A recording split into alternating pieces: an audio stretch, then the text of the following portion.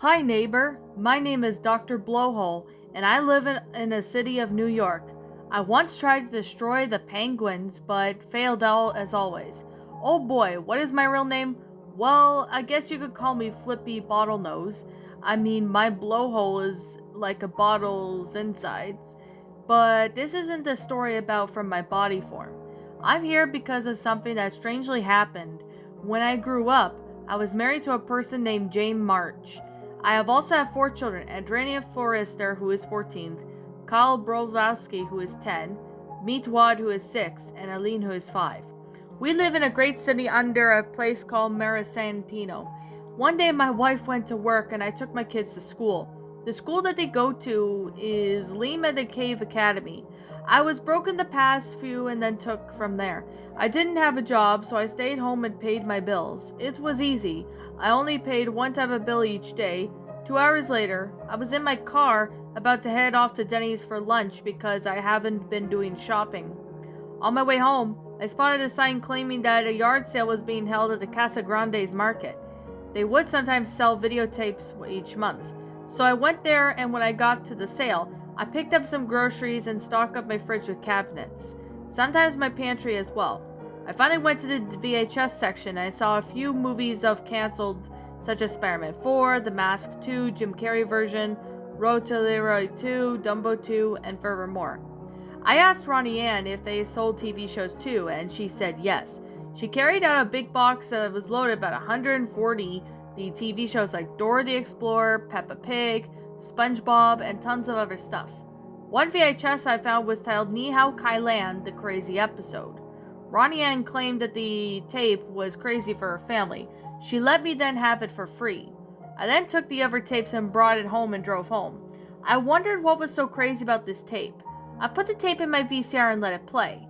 The video started with some previews for the videos based on Dora the Explorer, Little Bear, Little Bill, and Blue's Clues from 2002. To be honest, I never really saw Ni Hao Kai Lan. Then it cut to the Paramount feature presentation, and it was all green just like the green screen. The intro came on and it seemed normal. The episode was called Kai Lan's Crazy Day. It started with Kai Lan taking a bath in her house, as if she needed to scrub herself. Then it cut to Rintu, who appeared to be holding a funeral for Sylvester Stallone. That was surprising because he's still alive to this day. But of course, Ni Hao Kai Lan appeared here. I don't know why Nick Jr. would do such a thing, but she was in a bathrobe. Next, it showed a cartoon that showed a 2004 style of Kai Lan. Keep in mind that that was like a very original pilot for the show. Then it cut to some sort of What If a Crazy World from Us Kids segment, but that's usually seen on Arthur. But from what, seemed to be like 8 minutes, it then cut to a black screen with a singing voice that sounded like Wilford Brimley. The song sang, "My girl has diabetes. My girl, she eats for fetus. If I were to roll, I guess it would be, my girl's an a-hole. She pukes on my floor, or should I go to door? She has a damn crush on Miguel and Tulu. She then gives me my pillow." I can't believe it. That song was trying to be funny, but it wasn't very good on my opinion. I shut the VCR off and then returned to the market the next day. Well, that's going to wrap it up. So thanks for checking it out. What in the actual hell did you just brought upon this cursed land? And that, my little pretties, was Ni Hao Kai Lan, the crazy episode. A Ni Hao Kai Lan funny pasta written by, Ashley Armbruster, aka Garfield fan 1997. And whoa, I have to say, it's been very long time since I last sat there and narrated this story. I remember narrating this back, I think, in 2019. Yeah, 2019. Not really sure when in 2019, but I remember reading this funny pasta. I have to say it was pretty funny. Now, I know this is not meant to be taken too seriously, but I am going to be explaining the best that I can of what I liked about this episode and what I was not a fan of, and so on and so forth. Now, this one I do know it's an old story, so I'm kind of willing to give that a pass. But anyway, I really do have to say that this story was actually quite something. Like, I kind of remember, reading this story like a long time ago. And to be honest, I really actually found this one to be an enjoyable, episode. Like, I really do like how, the whole thing itself is just as good as, Matthew Bumford's stories. Now, I have not written, any story kind of like this. Well, maybe I kind of have.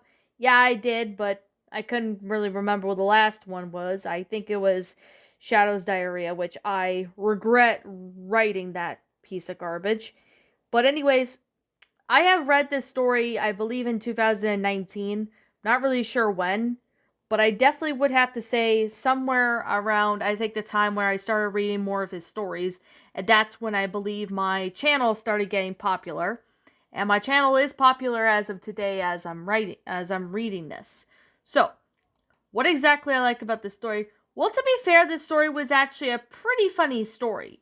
Like, I'm not gonna lie, it was a really funny story for what it was. It was pretty crazy, how, the protagonist sits there and gets like a VHS of, Ni Hao Kai Lan. And before I'm gonna be honest, I thought that Ni Hao Kai Lan was a ripoff of Dora. Maybe it is a ripoff of Dora, I could be wrong though. Doesn't look like it. Well, it kind of has some similarities to Dora, but I'm not really 100% sure how to, express that because, I haven't seen Dora in like, oh god, years. I think the last time I watched Dora was when I was maybe really young. But I definitely would have to say that this one was actually a pretty interesting story for how this one is. It had a really good concept for what it is. I really do like how, it all went out to be a pretty good concept. I really do find this one to be enjoyable, well made. Really definitely would have to say that it definitely has a really good opportunity for what the story really is. I really do like how, the grammar was pretty good in this story, although I do have to say there were some, I know this is an older story, so I'm willing to give it somewhat of a pass, but I thought I would point it out, saying that there were a few grammatical errors in the story, and there was even parts that have periods where they shouldn't be periods, and there should have been commas, or they weren't there, or they were just all over the place, so it kind of made the story a bit difficult for me to read at certain parts because of that. So that's kind of why, it was the way it was, especially when it was me narrating this back in 2019. Especially if you guys have been around since 2019, which most of you have been here since 2020, but I know very few of my friends showed up in 2019. But anyways, I definitely would have to say it's a pretty good Ni Hao Kai Lan funny pasta. Now, I really have to say it was pretty silly too, to be honest. But if I had to say one thing I wasn't really, a fan of, and I did have to censor a bunch of it for obvious reasons, was the not safe for work, mentionings in there. And that was the only problem I did have with the story. It's not really a major thing, but I had to kind of point out because, with the not safe for work mentionings in there, I really didn't, think that was necessary. Like, I know it's a funny pasta. I'm willing to give it a pass.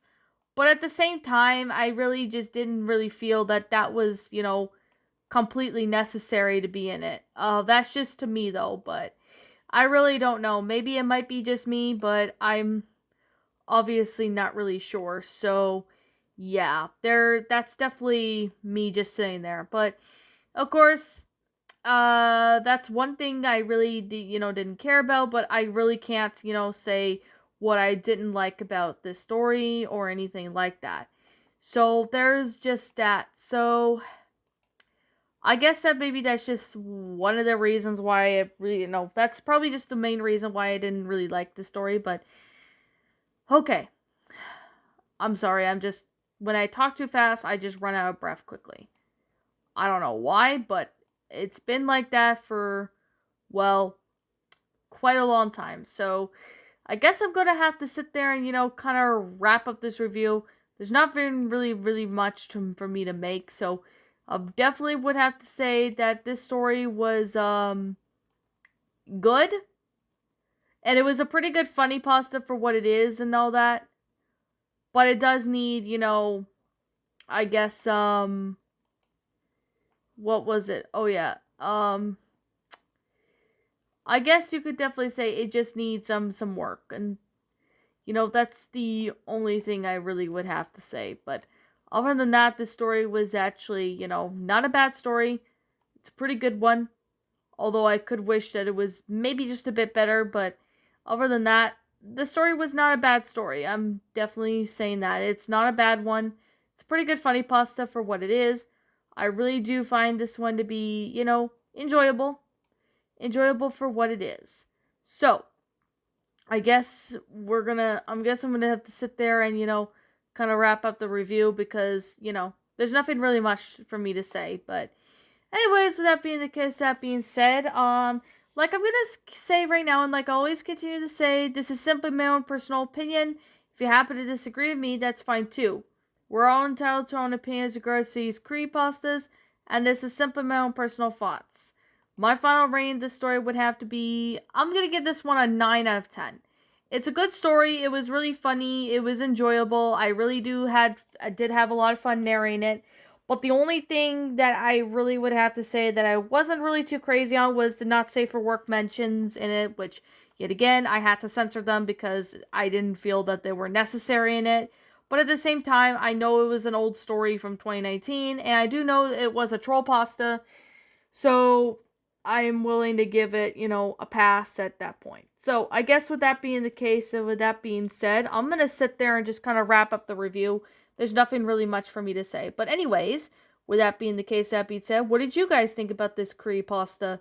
Did you all enjoy it? Did you all not? Or funny pasta, whatever you prefer to call it. And also, what would you have personally done to help make this story a lot better? Feel free to leave me know what your thoughts are down in the comments section down below. I'm the Queen of Lions. Thank you so much for watching today's episode. And if you happen to be brand new here on this channel, be sure to like, comment, and subscribe because I make brand new videos every single day. Don't forget to ring the notification bell to when I upload so then you guys will not miss an upload. And as always, please roll the outro because I'm out.